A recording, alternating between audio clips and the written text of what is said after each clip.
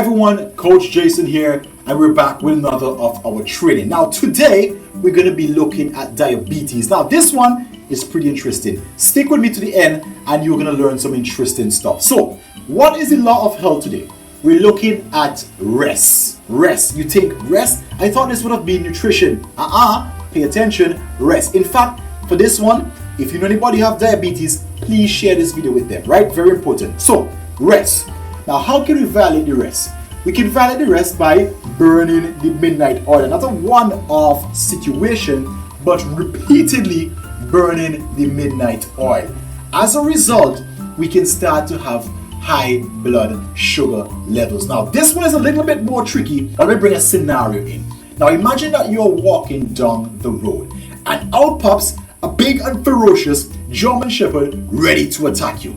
Now, your body or your eyes seeing that is going to decide one of two things. You're going to either fight that dog or you're going to run away. That's the fight or flight response. So let's say in this case you decide that you are going to run away. Now, prior to you running away, seeing the danger ahead, your body has certain things that happen inside.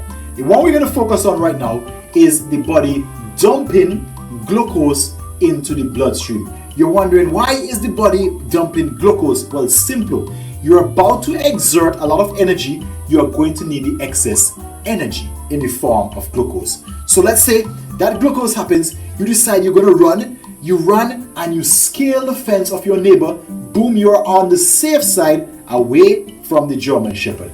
The situation has been resolved. Now, here are a couple things.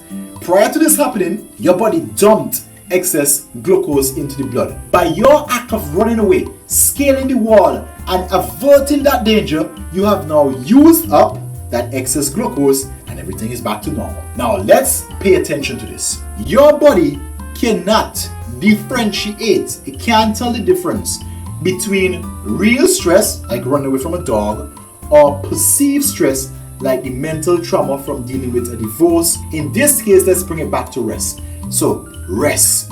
You decide you're going to burn the midnight oil. Not just for one day, but for 2 weeks, 3 weeks, 4 weeks, and that becomes your lifestyle. By burning midnight oil, when that hour of rest comes, your body realizes that, hey, we are not going to get a chance to recharge. As a result, that increases the stress your body now has to deal with. More glucose is dumped into the blood, and as a result of not doing as much physical activity, the glucose levels remain elevated. Added to this, you are going into the next day half rested, maybe a few hours of sleep, so you're taking the stress from today into tomorrow. And you do that day after day, you're taking all of this stress into the following days. When the stress goes up, what else goes up? The blood sugar levels go up. Until the body can no longer deal with it. The body will try to free the system and follow the chart now. So, let's look at it.